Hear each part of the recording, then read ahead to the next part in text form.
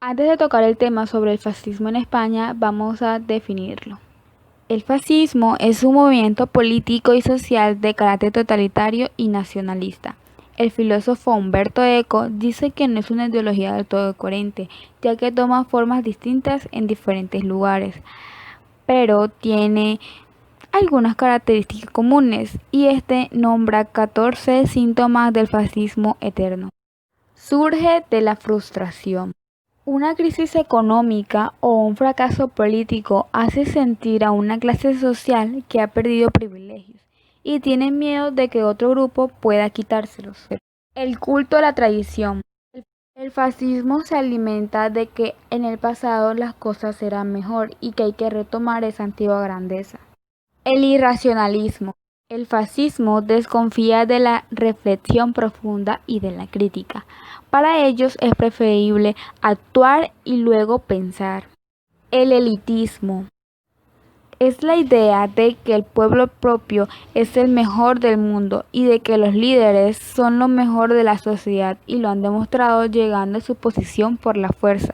Por lo tanto, todos los subordinados, son débiles. El miedo a la diversidad. Se trata de este miedo a lo diferente. Se puede decir de que los fascistas son racistas por definición y también ellos ven el desacuerdo como un signo de diversidad.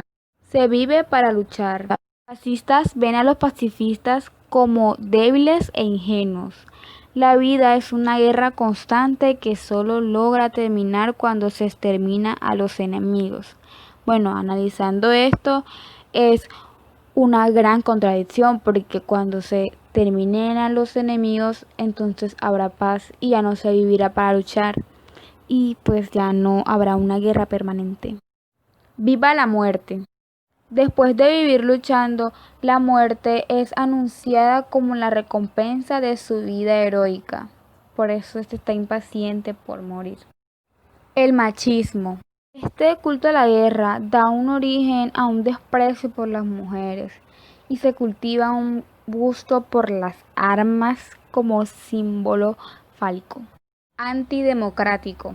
Bueno, en una democracia los individuos tienen opiniones diferentes y hay mecanismos como las elecciones y eso. Bueno, en el fascismo esto no está permitido, ya que el pueblo se considera como una masa uniforme con una sola opinión y se supone que el líder en su inigualable sabiduría es quien interpreta esta opinión y las opiniones diferentes son silenciadas. Inicio y finalización del fascismo en España. El fascismo nace en Italia en torno a los años 20 tras la Primera Guerra Mundial y su cabeza visible fue Benito Mussolini. El fascismo no tardó en expandirse, en apenas 10 años ya estaba consolidado, siendo una realidad en varios países europeos como Alemania e Italia como los más conocidos. Esta era una ideología política opuesta a las democracias y al comunismo, tercera posición. También negaba la existencia de partidos políticos, siendo un partido único el beneficiario de esta supresión. Además, en Europa se caracterizó por un marcado componente antisemita, entre otras características. España en esta época vivía tiempos convulsos de cambio político y transformación socioeconómica, con la implantación de la Segunda República Española. Será en esta etapa y nada más proclamarse la Segunda República cuando las ideas fascistas comenzaron a brotar en España de la mano de Onesio Redondo y Ramiro Ledesma Ramos, y después por José Antonio Primo de Rivera. El fascismo español se mueve en un contexto diferente al europeo en cuanto a sus orígenes, pero similar en el momento político que se avecinaba la decadencia de los sistemas democráticos liberales y la acentuación del temor al comunismo que tras la Revolución Soviética de 1917 suponía una amenaza para los países europeos.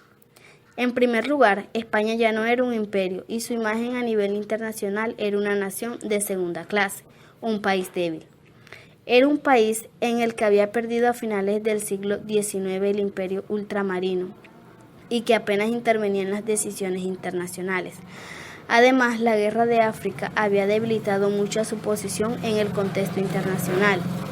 En segundo lugar, existían grupos paramilitares y conservadores como el Somatén, sobre todo en Cataluña, que cogió fuerzas con la dictadura de Primo de Rivera.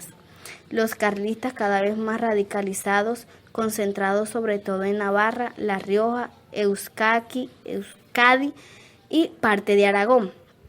Partidos con la Unión Patriótica, creado con y para la dictadura a imagen y semejanza del Partido Único, como en el fascismo, y también en el Partido Nacionalista Español, creado por José María Albiñada, un intento de seguir con la debilitada Unión Patriótica. En tercer lugar, el contexto político del fascismo español. En convulso también existía la amenaza de una revolución social, alentada sobre todo desde la izquierda, y el recuerdo reciente de la dictadura militar, el general Miguel Primo de Rivera, una dictadura de corte reaccionaria y militar, que ideológicamente se acercaba al fascismo italiano. Sin embargo, esta dictadura cayó en 1930, hecho que produjo también la caída de Alfonso por ser quien la apoyó.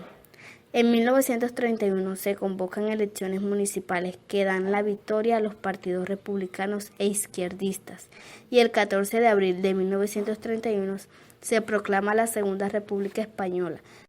Ahora haremos énfasis en los años de la Segunda República. Durante la Segunda República, el fascismo español va tomando cuerpo, sin embargo, con luchas callejeras y rozando la ilegalidad en muchos casos.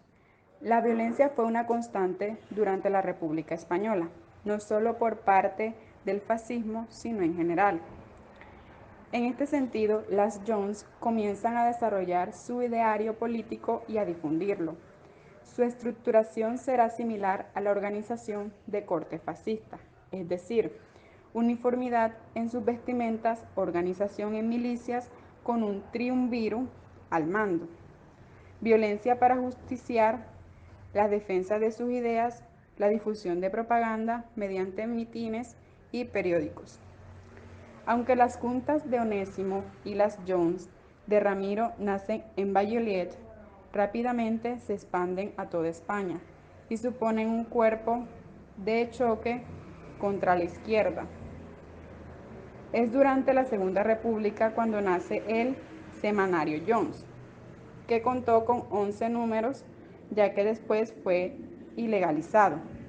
El director de este periódico era Ramiro Ledesma, y en las Jones colaboraron personajes de nombre, intelectuales, políticos y filosóficos, estudiantes y militares, entre los más destacados como, por ejemplo, José Antoni Primo de Rivera, Jiménez Caballero, Ruiz de Alda, Sánchez Mesa y personas que luego darían forma a la Falange. Los Jones también realizaron acciones sociales en universidades y en el ámbito laboral, compitiendo de esa manera con los otros sindicatos. Así nace la CONS, Central Obrera Nacional Sindicalista, el sindicato de las Jones, evidenciando su teoría sindicalista.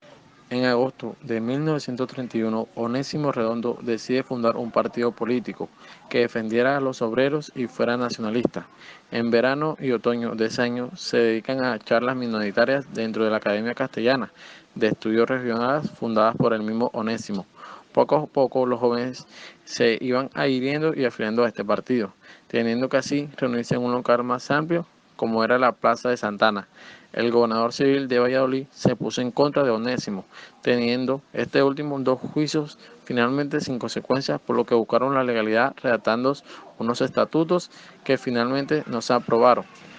La organización era católica y anticomunista, y su lema era tradición y renovación.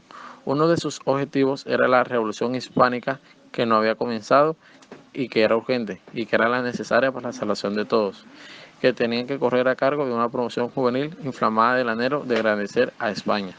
Onésimo se fija en Ramiro Ledesma y la obligación la conquista del Estado, movimiento similar al suyo.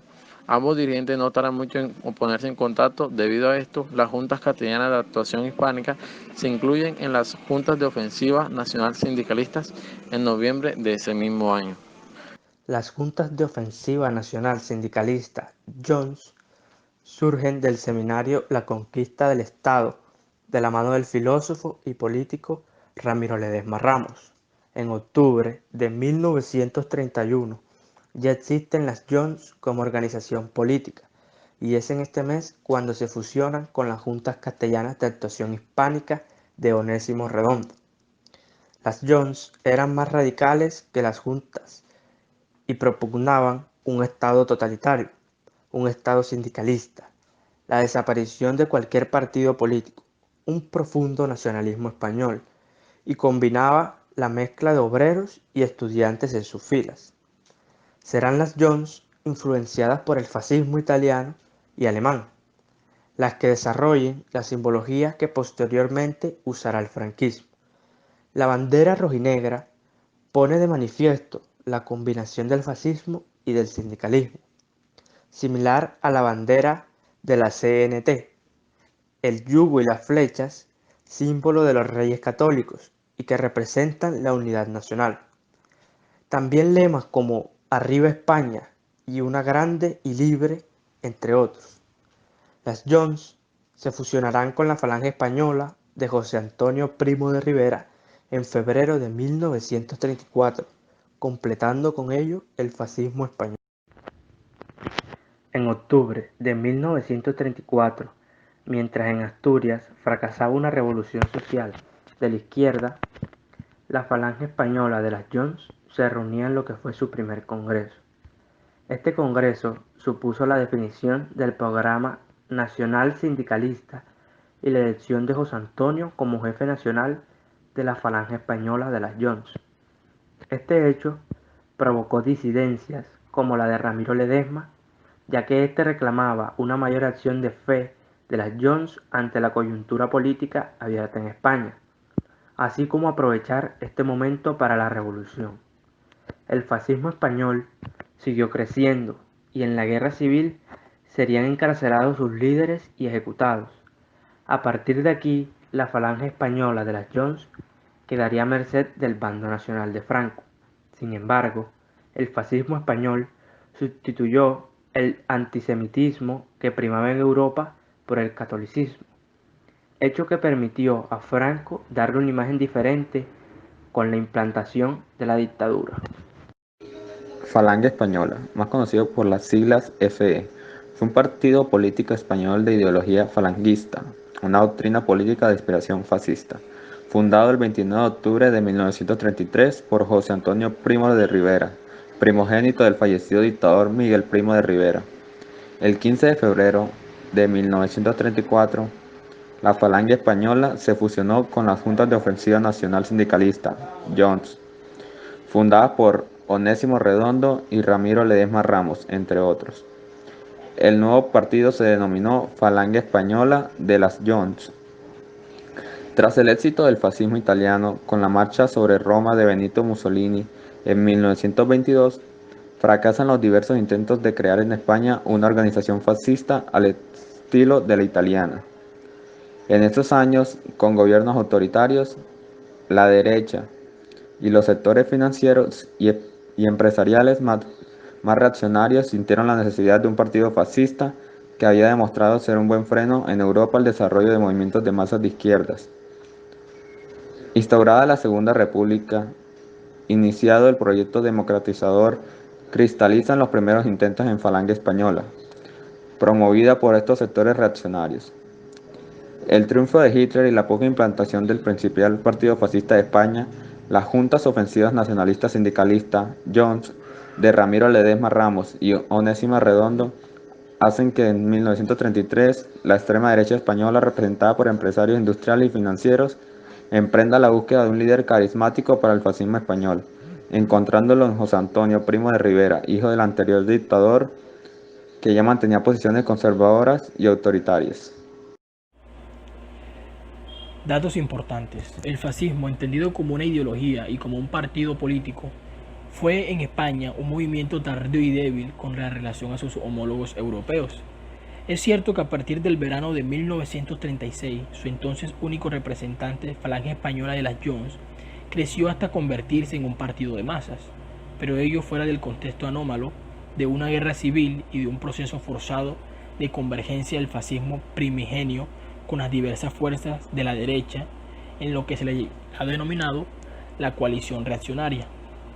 Y en menos de un año esa coalición se convirtió en el partido único de una dictadura que tenía en el fascismo un referente doctrinal fundamental, por lo menos hasta 1945, pero equilibrado por otros componentes como el catolicismo político, el conservadurismo autoritario o el tradicionalismo carlista.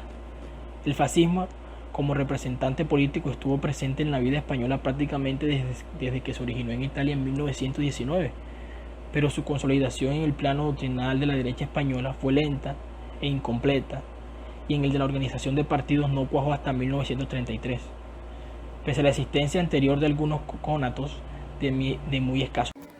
Entre otros datos importantes, se encuentra que también contribuyeron a crear un suelo fascista con algunas iniciativas similares a la de Madrid en otras ciudades, donde la juventud murista llevaban años preparando la movilización callejera de la derecha radical.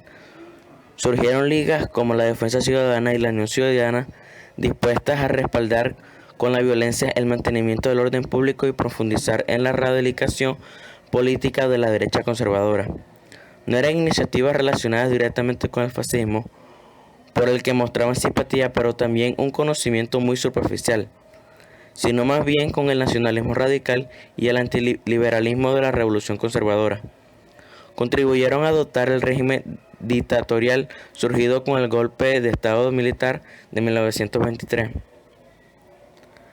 de justificaciones autoritarias, y le aportaron cierta base social de activismo militante. La segunda iniciativa tuvo lugar en Barcelona, donde en marzo de 1923 se dio a conocer un grupo denominado La Traza, de carácter básicamente anticatalanista y encuadrado por oficiales de la Guardia Militar.